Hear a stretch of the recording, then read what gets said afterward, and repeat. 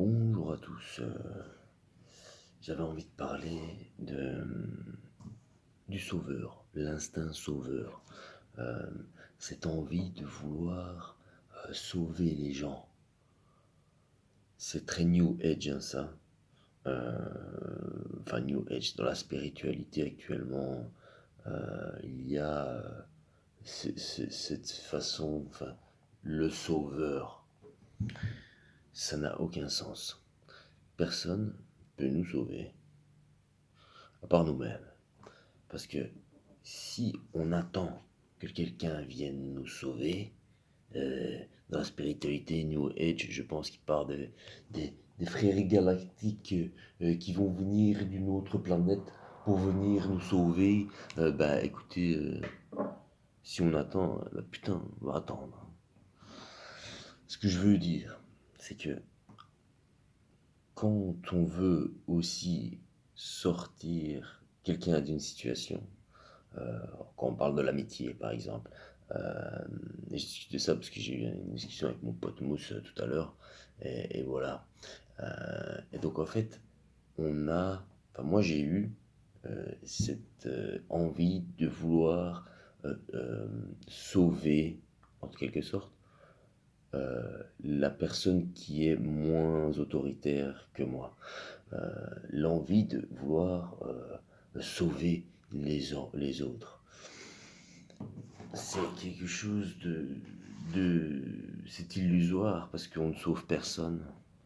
On peut peut-être sortir quelqu'un d'une situation, mais en définitive, si la personne elle sait pas se démerder toute seule, elle aura toujours besoin de quelqu'un.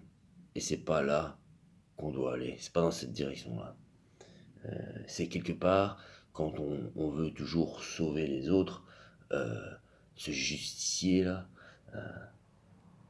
eh ben, on infériorise le potentiel de la personne qu'on veut sauver. En plus de ça, on ne lui rend pas service. Et voilà, elle n'arrivera jamais à se démerder seule, finalement, si on l'aide tout le temps. C'est pour ça que moi, à une époque, j'ai voulu aussi aider beaucoup de gens. Mais voilà, à un moment donné, j'ai compris que la première personne que je devais aider, c'était moi-même. C'est tout. Il n'y a pas à aller dans tous les sens. Les gens ont besoin de se sortir d'une situation par leurs propres moyens.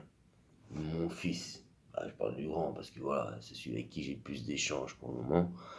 Euh, bah, je peux pas tout lui faire à sa place. Si je fais tout à sa place, ça va pas le faire. À l'école actuellement, avec le harcèlement par exemple, quand il est en conflit avec son demi-frère, son demi-frère est plus lourd que lui, il ramasse un peu, mais je le laisse un peu ramasser, quoi. C'est un exemple, hein. Mais voilà, évidemment, les enfants, c'est pas la même chose que les amis. La famille, c'est différent. Mais il faut quand même apprendre aux enfants actuellement à savoir réagir. Parce qu'il y a énormément de harcèlement. Et si on n'apprend pas aux enfants à se débrouiller seuls, ça deviendra difficile. Enfin, ça deviendra, on verra, hein, mais il risque d'avoir des problèmes plus tard à la maison, quoi. Et, euh, et donc, et aussi par rapport au harcèlement, je voulais pas parler de ça à la base, mais tant pis, mais par rapport au harcèlement scolaire, il faut être présent pour ses enfants. Il faut pas qu'ils aient peur de venir nous déranger.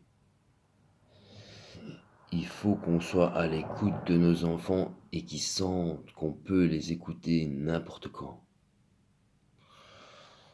Pas pour des conneries, on est bien d'accord, hein, mais bon, évidemment, il faut les laisser faire un minimum forcément pour qu'ils grandissent. Mais il faut être à l'écoute des petits détails. Et c'est pour ça que je dis, être parent, c'est un métier parce que c'est le plus important.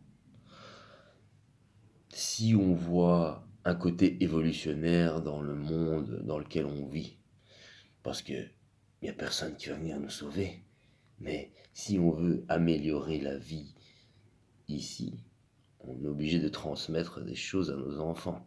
C'est normal. Ça part en couille dans tous les sens, ok, mais ça veut pas dire pour autant que ça va être la merde. On n'en sait rien. Donc, quitte à pas savoir, autant faire ce qu'on peut faire, transmettre des informations, partager, s'ouvrir à des choses différentes. Et, et voilà. Bon, je suis parti un petit peu en freestyle là. À la base, je voulais juste parler du parasite, du justicier, là, du sauveur. Mais je pense que vous avez compris. Allez, à plus, hein. Bonne journée.